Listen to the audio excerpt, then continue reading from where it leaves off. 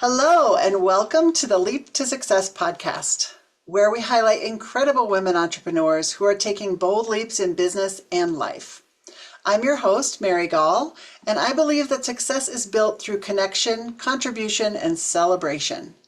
In each episode, we bring you inspiring stories, expert insights, and actionable strategies to help you grow and thrive as an entrepreneur.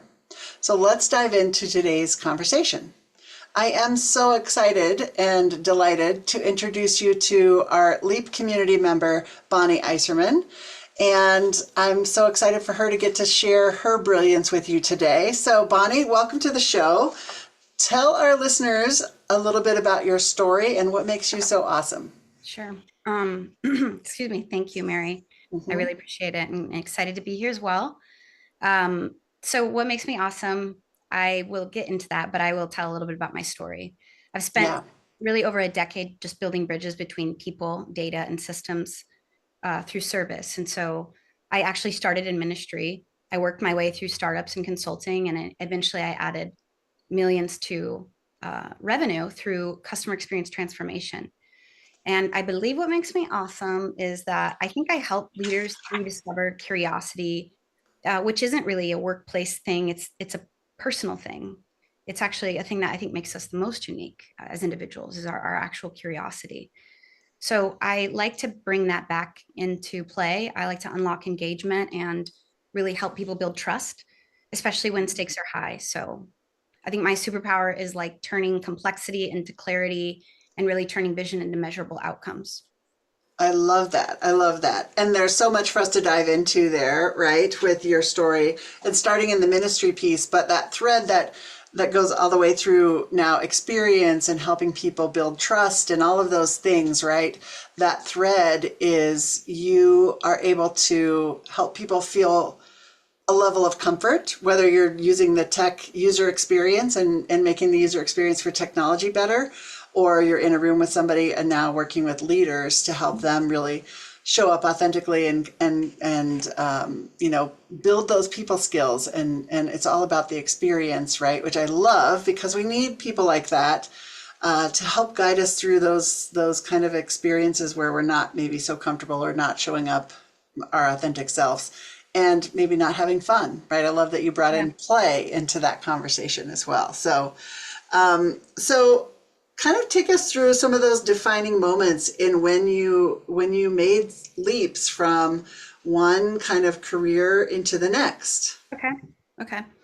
I suppose the one key defining moment when I went from ministry into more of like the corporate world or, the business world was I told myself if I'm never in ministry again, I will serve the vision of the leader in the way that I needed and in a way that I really would have wanted if I had somebody who was very much bought into my vision because that should be something that's more about play and Hmm. excitement and it's not something that you can force.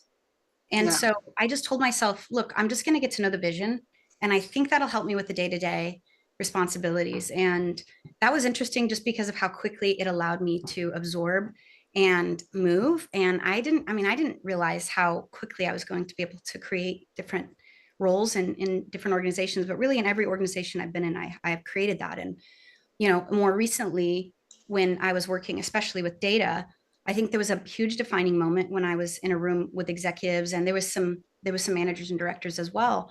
But a CEO in the meeting, he said, I don't really trust the data, so I don't really put as much into it. And the guy in Hmm. front of him like turned around and he was like, I use that data every month. And when I go in and I talk to my staff.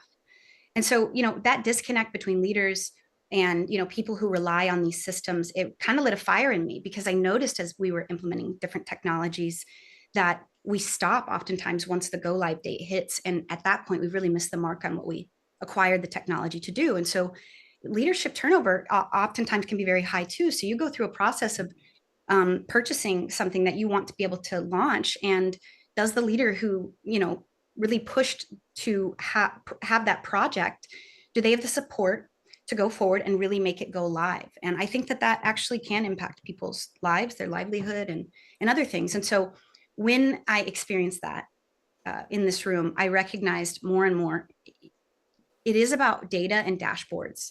people need to be able to be connected. So regardless of the Mhm. technologies we're using, what are the key times that we're actually looking at the data specifically, and how often should that be shown so that someone knows, hey, someone's watching us play ball. And because of Right. that, we believe that there's going to be some credibility here, and we're going to be able to be engaged. And so there's a big difference. And I think I realized I could build something that would help organizations kind of realign their vision and kind of clarify their trust. And so that really became the moment of launching Executive Communications, and then this working class ACE project that maybe we'll talk about later. Okay, yes, I'm excited to dive into those. I love what you just said. We just had a conversation we had earlier today. We had the Leap for Ladies Lunch and Learn. And one of our discussion topics was, what are the numbers you're looking at in your business, right? So most of us are solopreneurs or maybe have a small team of people that we're working with. And what are the numbers that we're looking at each month? What is the data that we're looking at in our business? And if you're not looking at the data, why not, right? Because there are some very important stuff. And we started with, what are the basics, like profit and loss, right? What are your expenses? What's your income coming in? Those kind of numbers. And then, each person kind of threw out some other data that they look at, whether that be their website analytics page and where they're tracking traffic to their site, or, their social media posts and their number of followers and all of those kind of pieces of data that they're looking at each month, right? So in these smaller businesses, Right, we right. still have to look at the data, and we have to be able to know where to find the data and then trust the data. Like you said, there can be a disconnect sometimes. People don't want to look at the numbers, either because they don't know how to interpret the numbers, or they don't know where to find them consistently, or they don't know what the numbers are telling them. And so that's where I think we need people that can help us interpret those, right? And then learn to trust them. And then, like you said, be able to have a consistent dashboard that we're looking at each month or each week, whatever piece of data we're looking at. How are we looking at that, instead of just saying, for a small business owner, oh, I've got money in my checking account, I must be doing okay, right? Instead of knowing, what are my profit and loss, what are my expenses each month, and what is coming up, and those kind of things. Yeah. Yeah, I mean, I think, okay, so you mentioned the small business piece there. Mm-hmm. I'm not surprised, but I am surprised. It's often the case, people who are starting small business, they've got an element of faith, and they're putting everything together. And then, they're caught somewhere between, like, I know I'm starting this company, and that's kind of the strategy, and that's the vision. And all of this stuff is on my desk every single day, and I'm dealing with all of that. And sometimes without understanding what pieces of data might be more valuable to the organization as it scales, because you're thinking about this as operational organizational leadership. So it often is the case that it's helpful for them to sit down with somebody and prioritize what some of those things are, because they Mm-hmm. might think, this aspect of the business isn't important, when in reality it impacts everything. And one in Yes. particular that I think I have noticed the most in any organization that I've worked in is that whoever is the person answering for the project, let's say, whoever's the owner of that project, it's often the case that I've had to encourage them to advocate for support, even if it was like, maybe 5 minutes, 20 minutes, 30 minutes, an hour a week. But I just noticed this often. And I would always get like this huge resistance at first. Like, look, we don't have any more people that we can help. We don't have anybody else that can support. But I recognize that there's got to be a fluidity between the strategy, the main leader, and then Mm-hmm. the front line. And Yeah. what that looks like, obviously, in big organizations, they begin to get communication really, really locked in. But what that looks like here is that the individual who's leading that business has got to be communicating and Yes. letting people know he sees them, or she sees them, and rewarding the good behavior. And so there's some elements to the entire dynamic that just really matter. Yes. Yes. It's great. And we do have to learn to know your numbers. I always say this with my small business owners: better data gives you better decisions, equals better decisions, right? So the more you have your information, your numbers, and you can trust those numbers, then you can make better decisions for your business. Oh, good. Um, Mary, yeah. and I got to say, like, it's actually helpful, because when you're afraid to look at the numbers and you actually end up looking at them, you recognize how much they support you in the work that you need Hmm. to do, because they're foundational in that. Look, this isn't just my opinion. This is what the Right. data is telling us, and we're crushing it, or we kind of Yeah. need to do better. But to your point, Yeah, it's important. Right. At least you know where you're maybe lagging behind and you need to put some focus, right? So, I want to talk to you about this element of play that you are trying to bring back into the workplace, especially the corporate world, right? So, how are you tying that into the vision, and really owning in? I loved what you said earlier, where you've been able to go into the corporate world and you, because you're so attached to the vision and you can believe in the vision, that's helped you in the daily routine of your work, right? And that isn't always the case, especially in larger organizations where there's this vision maybe on the wall when you walk in the door, but it doesn't really translate into how the work gets done, right? And so how Yeah. do you help people, whether they're a small organization or a large organization, really help their teams buy into the vision? Yeah, this is so great. Well, so it's interesting because I think that when it comes to vision, there's a purpose-driven piece to it that, Hmm. when an individual is able to find what it is that they're passionate about, and I believe you can find things within the work that you do that you're passionate about doing well, and rank yourself against you doing those things, but you've got to have some meaning behind why you're doing what you're doing, and you've got to Hmm. understand that first off, this overall concept that as I'm pursuing something that's meaningful, life is actually a lot more better, and in fact, not only that, I can succeed, Yes. and I've got the support to succeed, and if I don't, I will. So I think that there's that, but I also believe that I bring a bit of an energy around that idea, Hmm. and I don't really know why. That's just kind of how I'm Yes. wired, and so I think I'm inspired personally.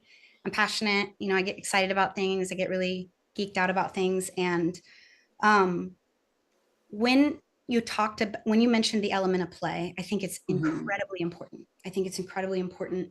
And I want to share more about that, but I will also say this. I think I inspire people in their confidence in being able to try and risk new things that happen to probably be better than what they thought that was expected.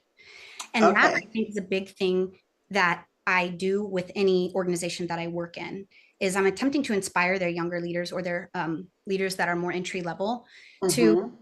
recognize that oftentimes your fear of what they want you to produce, your fear that it won't look good enough, gets in the way of your creativity to make it better than what they had. And it's Nice. likely that you can do that more than you realize. And so, I think there's some attitude shifts that I help in, especially when it comes to negotiating for, like, let's say, more pay. Um, I've seen a lot of different things in the Hmm. industry. I've seen people who are like, I'm not going to do it anymore if I'm not being paid. You know, Right.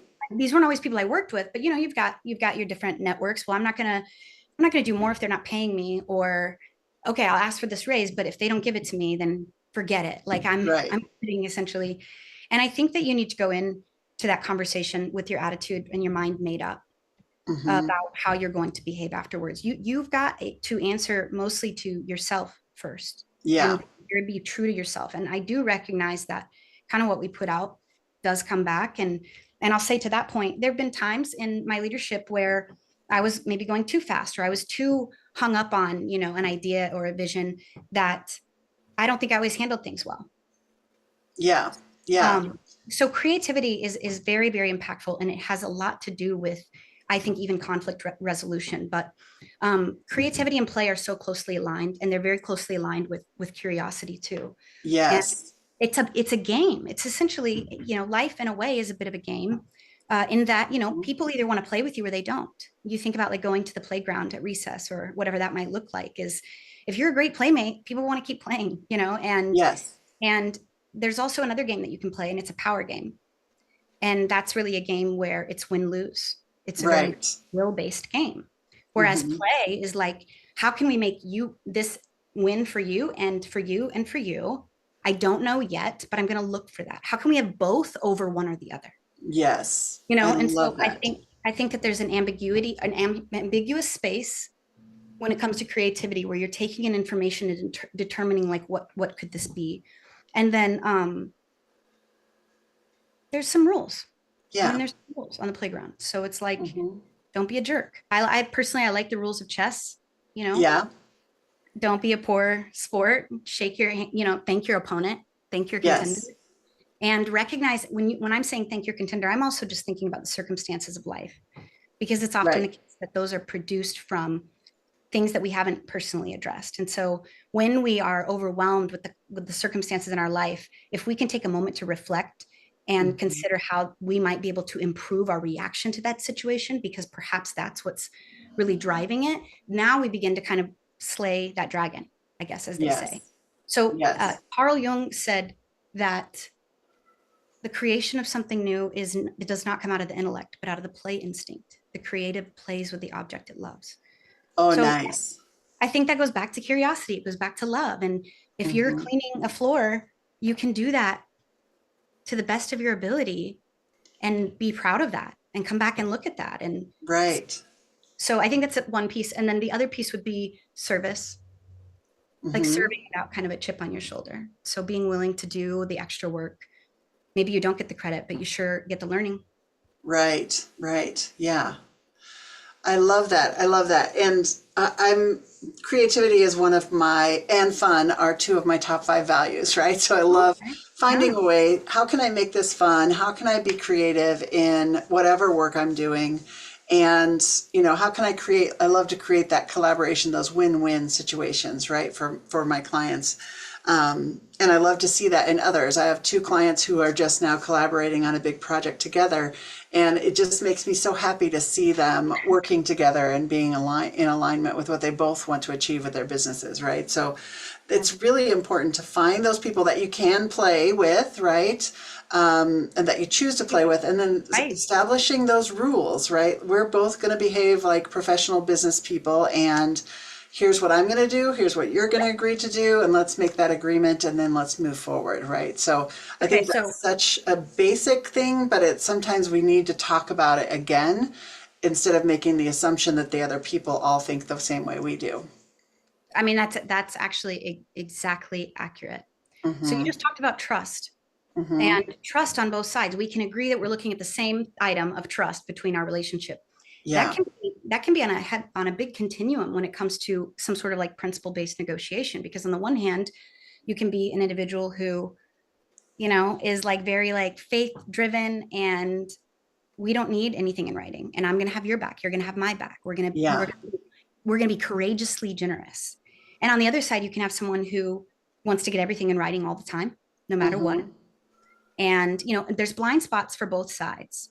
But Right. as I'm thinking in terms of principle, and you're talking about who are we playing with, who do we want to play with, Mm-hmm. you ask yourself on this continuum, if I was doing business with or in family with an individual on this continuum, where would I want them to be for it to be the most ideal scenario? Yeah.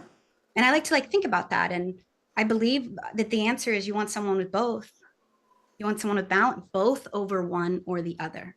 Right. So Right. you're A right about the blend. fact that Yeah. you've got to really blend it in. And it may be the case that you're a very faith-based individual who wants to kind of do a handshake, and you need to be you need to understand the principles that drive an individual who wants to get things in writing. And Yeah.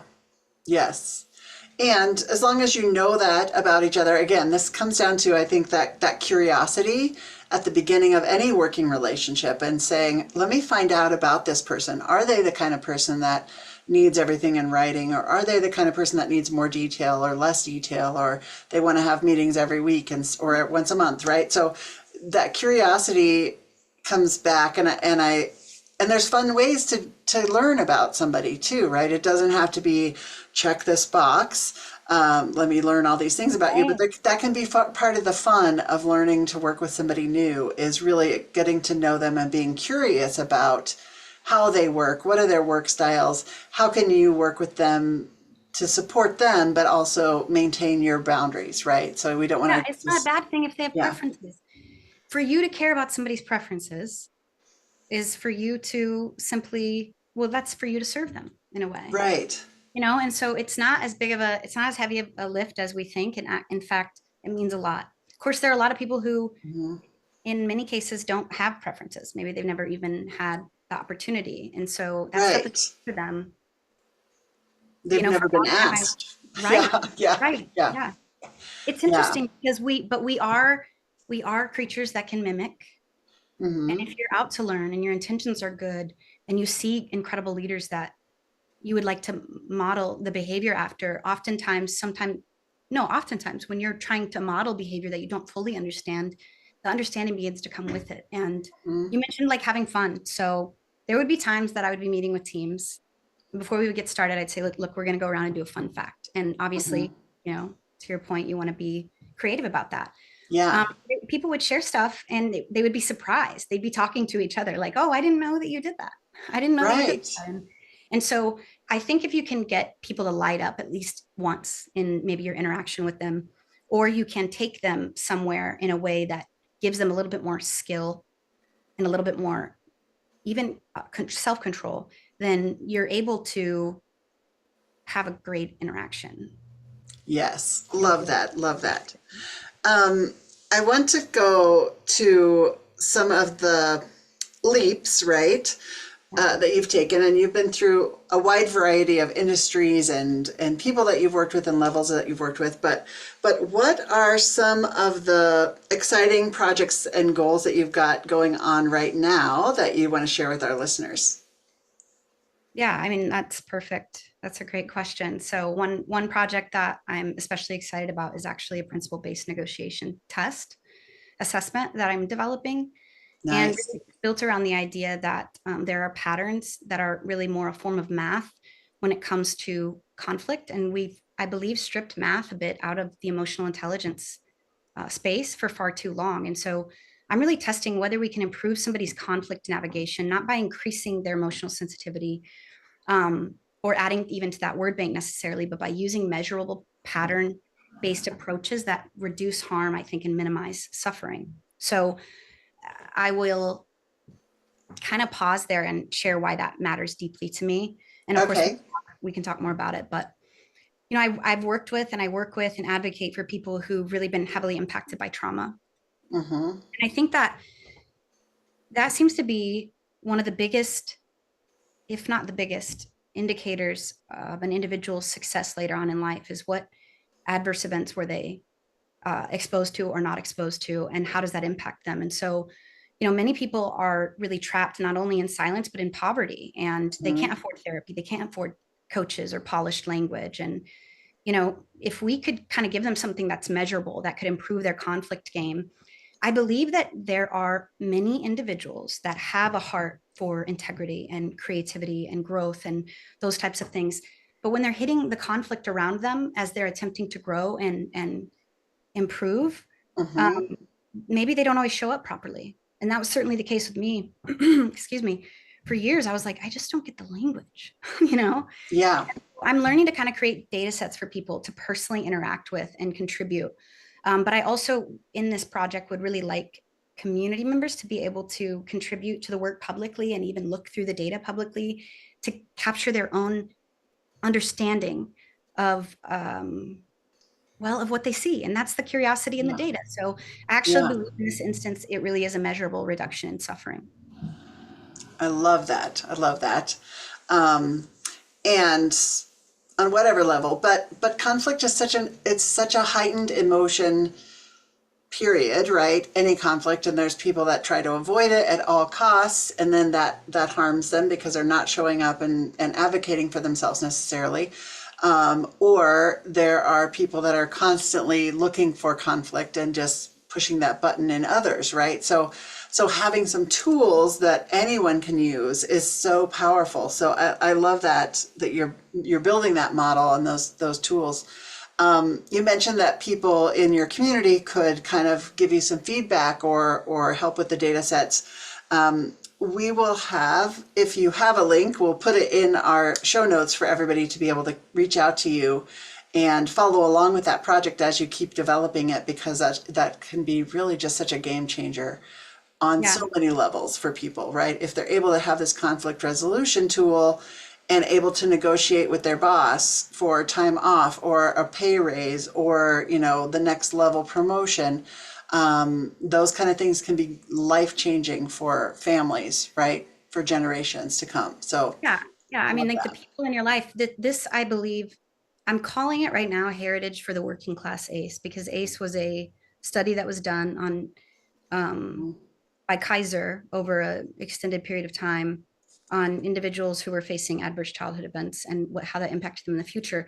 And I really want to help educate people on data because we've got more access to data than we've ever had. And Mm-hmm. I really like that the way that data tells a story, if you're really looking at it, gives you insight from so many different directions. Because, let's say for the ACE thing, it basically ranks you on 1 to 10 on how adverse your Mm-hmm. childhood was.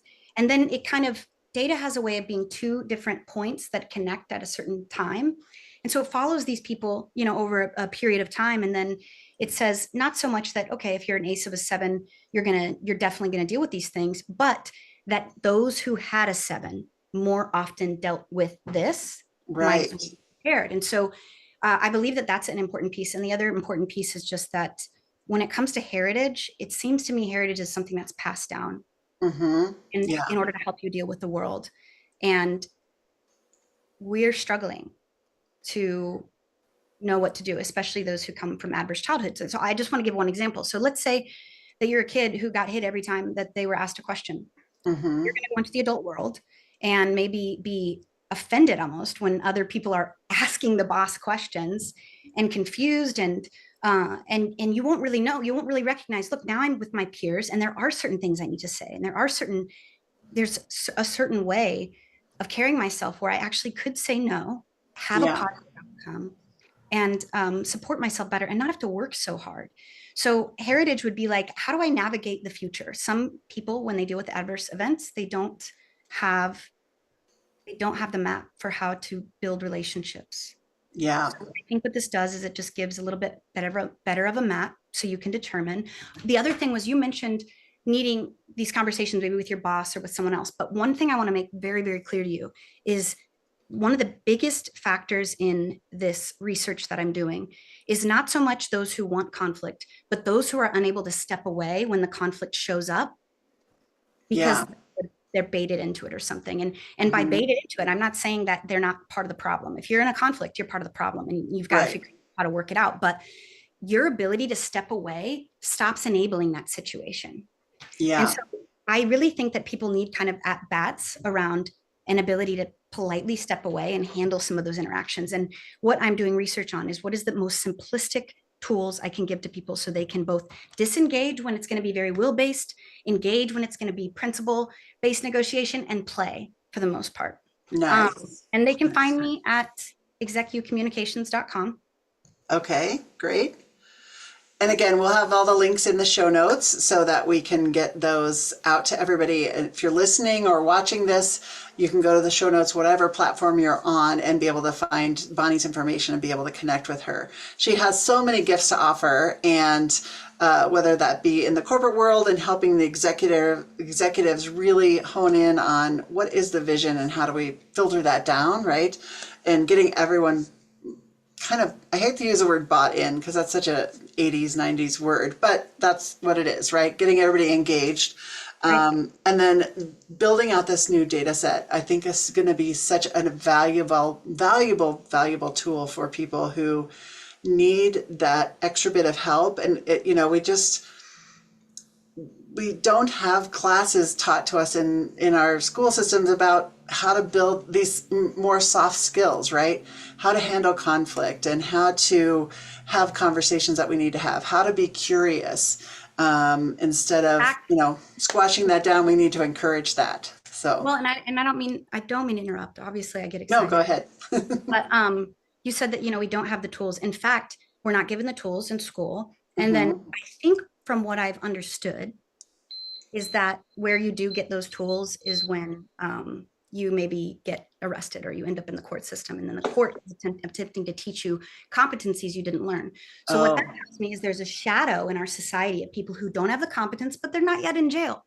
hmm, Wouldn't it be better if we could create something to prevent that rather than creating things that are programs on the other side of that? And yes. you can give people the tools to do a little bit better.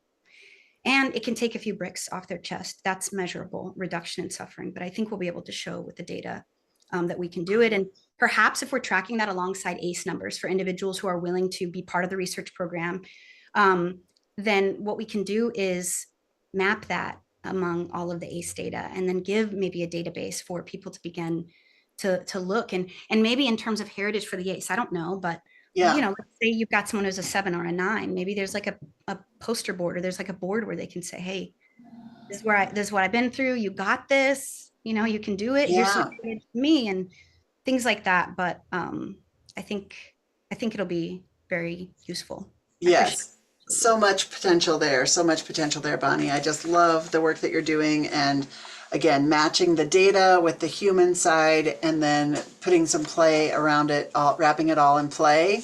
I just love that philosophy. So keep up the good work. And like I said, reach out to Bonnie if any of that resonates with you. All of that will be in the intro or in the show notes. So that is our time for today. So that's a wrap on today's episode of the Leap to Success podcast. I hope that you found inspiration, motivation, and a few golden nuggets to take with you on your journey.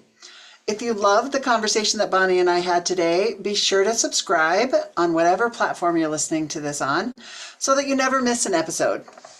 If Bonnie's message resonated with you, please show her some love by sharing this episode with your community. And remember, you can find all of her contact information in the show notes on whatever platform you're listening or watching today. If you want to go deeper and join us inside the LEAP community, where you get to interact with wonderful women just like Bonnie, you'll find even more resources, connections, and opportunities to show up and grow. You can visit us on successmagnified.com/leap for ladies to learn more. Until next time, keep taking those bold steps, contributing your gifts, and celebrating your successes. Thanks so much, Bonnie. it. Thanks, Mary.